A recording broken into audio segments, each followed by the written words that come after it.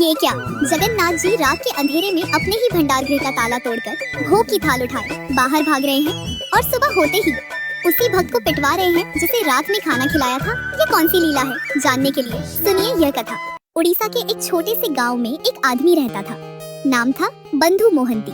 बंधु माने मित्र, और सच में इनका एक मित्र था, बहुत बड़ा मित्र, बहुत ताकतवर, बहुत कृपालु। पर वो बात बाद में। पहले यह समझो कि बंधु की जिंदगी कैसी थी। घर में कुछ नहीं था, कोई धन नहीं, अनाज नहीं, ठीक कपड़े भी नहीं। वो रोज भिक्षा मांगकर घर चलाते थे। फटे हुए कपड़े थे, जगह जगह गांठें बंधी हुई। 2 छोटे बच्चे थे और एक पत्नी थी, और था तो बस एक मंदिर जहाँ रोज सत्संग होता था। एक दिन सत्संग में कुछ ऐसा सुना कि मन का दरवाजा खुल गया। बस एक बात मन में बैठ गई, इस जीवन का एकमात्र उद्देश्य है भगवान को पाना। बस उस दिन के बाद भिक्षा भी गौण हो गई। 2-4 घरों से मांग लिया तो ठीक, और नहीं मिला तो उपवास और एकांत में खूब नाम कीर्तन करते। पत्नी को भी समझाया, देखो यह संसार तो रहेगा नहीं, हमारे पास धन नहीं है तो क्या हुआ, भजन तो कर सकते हैं, चलो साथ में करते हैं। पत्नी पतिव्रता थी, मान गई। अब दोनों पति पत्नी भूखे पेट खूब नाम कीर्तन करते, और बंधु के मन में एक आग सी जलने लगी। अब मुझे भगवान जरूर मिलेंगे, अब तो मिलेंगे ही। कई दिन बीत गए, कहीं भोजन नहीं मिला, बच्चे भी भूखे थे और पत्नी भी भूखी थी। एक रात बंधु ने पत्नी से कहा, सुनो मेरा एक मित्र है। पत्नी ने पूछा, कहाँ रहता है? बंधु बोले, 5 दिन की पैदल दूरी पर। पत्नी ने कहा, इतनी दूर? बंधु बोले, हाँ, पर सुनो वो बहुत धनी है, बहुत कृपालु है, मुझसे बहुत प्यार करता है। एक बार वहाँ पहुँच गए तो फिर कभी भूखे नहीं रहना पड़ेगा। पत्नी ने एक पल अपने पति को देखा, वही फटे कपड़े, खाली पेट, और फिर भी चेहरे पर एक अजीब सी शांति। बोली, चलती हूँ। अगले दिन सुबह बंधु मोहंती अपनी पत्नी और दोनों बच्चों को लेकर गांव से निकल पड़े। 5 दिन का रास्ता भूखे प्यासे चलते रहे। जब बच्चे थक कर रोने लगते तो बंधु जंगल में जाते, कोमल कोमल पत्ते तोड़ लाते और बच्चों को खिलाते। पानी मिलता तो पी लेते, नहीं मिलता तो चलते रहे। बंधु को खुद भूख नहीं लग रही थी, अंदर से एक ही चाह थी, भगवान से मिलना। पर जब बच्चों को भूख से तड़पते देखते तो आंखें भर आती और मन ही मन भगवान से कहते, हे प्रभु, मैं तो भूख सह सकता हूँ, पर मेरे बच्चे, मेरी पत्नी कहीं ये रास्ते में ही टूट ना जाएं। इतना सामर्थ्य देना कि हम आप तक पहुँच जाएं। 5 दिन बाद लड़खड़ाते हुए, गिरते पड़ते थके हारे जगन्नाथपुरी पहुँचे। दूर से मंदिर का शिखर दिखा।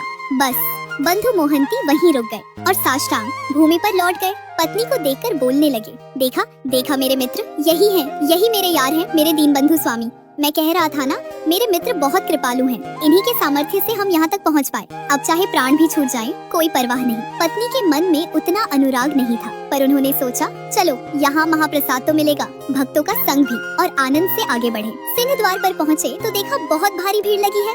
बंधु का परिवार फटे कपड़ों में एक कोने में खड़ा था, कोई नहीं देख रहा, ना ही कोई पूछ रहा। और कुछ देर बाद मंदिर के कपाट बंद हो गए। पत्नी का मुंह उतर गया। बंधु ने धीरे से कहा, घबराओ मत, मेरे मित्र से बहुत लोग मिलने आए हैं। जब भीड़ छौटेगी तब हमारी बारी आएगी। अभी हम पीछे की तरफ चलते हैं। मंदिर के दक्षिण की ओर एक नाला था, जहाँ से भोग के पात्र धोने के बाद पानी बाहर आता था। वहीं बैठ गए सब। बंधु बोले, देखो इस पानी में प्रभु के पात्र धोए जाते हैं, यह प्रसादी जल है। हम बहुत भाग्यशाली हैं कि आज हमें प्रभु का प्रसादी जल पीने को मिल रहा है। कल सुबह जब मंदिर खुलेगा, मेरे मित्र से जरूर कुछ मिलेगा। पत्नी ने एक पल बंधु को देखा और मन में सोचा, मित्र का तो पता नहीं, पर ऐसा पति मिला, यही मेरा भाग्य है। बोली, आप जैसे राजी हैं, हम सब वैसे ही आपके साथ हैं, हमें कोई कष्ट नहीं।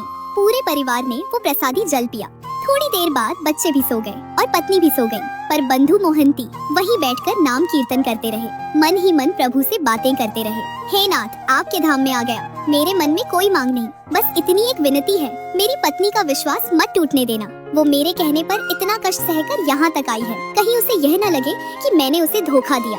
उधर मंदिर के भंडार गृह का ताला बंद था और भगवान जगन्नाथ अंदर से बेचैन हो रहे थे। मेरा भक्त बाहर भूखा बैठा है कई दिनों से, और मैं यहाँ यूं ही बैठा रहूं? भगवान उठे, भंडार गृह से एक रत्न जड़ित सोने की थाल उठाई, उसमें सुंदर भोजन सजाया और एक ब्राह्मण का वेश धारण किया, और बाहर आकर पुकारने लगे, बंधु मोहंती नाम का कोई भक्त है यहाँ? प्रभु ने तुम्हारे लिए प्रसाद भेजा है।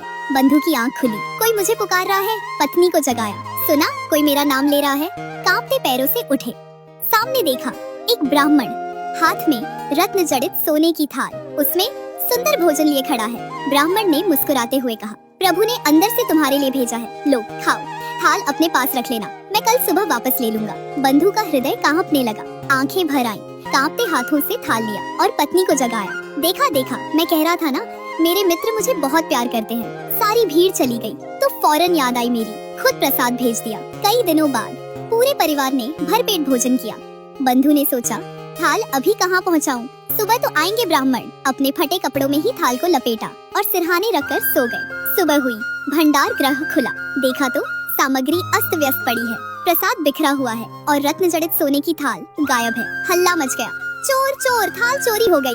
लोग बाहर दौड़े और नाले के पास पहुँचे और देखा रत्नों से जड़ी सोने की थाल एक फटे पुराने कपड़े में बंधी पर चमक रही थी। बस यह देखकर लोग बंधु पर टूट पड़े, थप्पड़, गाली, चोर, गरीब होकर भी मंदिर में चोरी। यह देखकर पत्नी की आंखें भर आईं, रोते हुए बोली, कैसे मित्र हैं तुम्हारे? रात में प्रसाद खिलाते हैं और सुबह पिटवाते हैं। तुम तो कहते थे बहुत कृपालु हैं। और बंधु मोहंती जैसे ही थप्पड़ पड़ता, जय जगन्नाथ बोलते मन ही मन हंस रहे थे। प्रभु की लीला देखकर प्रसन्न हो रहे थे और अंदर से प्रार्थना कर रहे थे, प्रभु मुझे तो आपकी हर चाल पता है, पर मेरी पत्नी का विश्वास मत टूटने देना। देखो, प्रभु अपने भक्त की परीक्षा ऐसे ही लेते हैं। एक तरफ खाना खिलाते हैं, दूसरी तरफ पिटवाते हैं और भक्त दोनों में जय जगन्नाथ बोलता है। कोतवाल ने पूछा, बताओ थाल कैसे मिली तुम्हें? बंधु बोले, मुझे नहीं पता थाल कहाँ होती है, मुझे ये भी नहीं पता प्रसाद कहाँ रखा होता है। रात में एक ब्राह्मण आए, उन्होंने मेरा नाम लेकर पुकारा और इस थाल में प्रसाद दिया। कोतवाल ने सब पुजारियों को सामने बुलाया और बोला, पहचानो इनमें से कौन था? बंधु ने सबको देखा और बोले, इनमें से कोई नहीं था। कोई मानने को तैयार नहीं, सब बोले झूठ बोल रहा है। अधिकारी बोले, अगर यह अंदर घुसा होता तो मुख्य द्वार का ताला भी टूटा होता। यह फटे हाल आदमी अंदर कैसे जा सकता है? भीड़ नीची नजरों से देखने लगी। देखो, इतना गरीब है फिर भी जगन्नाथ जी के मंदिर में भी चोरी नहीं छोड़ी। बंधु मन में हंसते रहे और अंदर से बोलते रहे, प्रभु बस मेरी पत्नी का विश्वास बना रहे। उधर पुरी के राजा प्रताप रुद्र गहरी नींद में सोए थे। प्रभु सपने में आए और सीधे बोले, तुम यहाँ चैन से सो रहे हो? बाहर मेरे भक्त को चोर कहकर पीटा जा रहा है। मेरे ही सेवक मेरे ही भक्त को गालियाँ दे रहे हैं।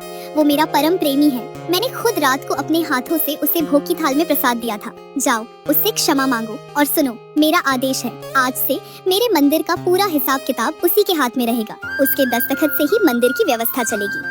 यह कहकर भगवान अंतर ध्यान हो गए। देखो प्रभु की विचित्र लीला, एक तरफ भक्त को पिटवा रहे हैं, दूसरी तरफ राजा को भेज रहे हैं उसकी पूजा करने के लिए। यही तो है प्रभु की लीला है। राजा प्रताप रुद्र तत्काल उठे और भागते हुए मंदिर की ओर गए। भीड़ में पहुँचे, बंधु मोहंती को देखा, फटे कपड़े, पिटे हुए, हाथ जोड़े खड़े हैं और चेहरे पर वही शांति। राजा आगे बढ़े और साष्टांग प्रणाम किया। भीड़ स्तब्ध। राजा ने बंधु को हृदय से लगाया, बोले, क्षमा करें, मेरे कर्मचारियों ने महापाप किया। जगन्नाथ जी का स्वयं आदेश है, आज से इस मंदिर के आप पूर्ण अधिकारी हैं। आपके दस्तखत से ही अब मंदिर की व्यवस्था चलेगी। बंधु वहीं खड़े रहे, हाथ जोड़े, दैन्य भाव, वही फटे कपड़े, पर चेहरे पर वही शांति, वही मुस्कान। आज भी जगन्नाथपुरी के मंदिर में बंधु मोहंती जी के वंशज सेवा करते हैं। मंदिर का पूरा हिसाब किताब आज भी उन्हीं के वंश में है। इस कथा से यह सीख मिलती है कि प्रभु को प्रसन्न करने के लिए धन नहीं चाहिए, उत्तम कुल नहीं चाहिए, बस प्यार चाहिए, भक्ति चाहिए। और अगर वो हो तो प्रभु खुद भंडार गृह का ताला तोड़कर थाल उठाकर आ जाते हैं। जय जगन्नाथ।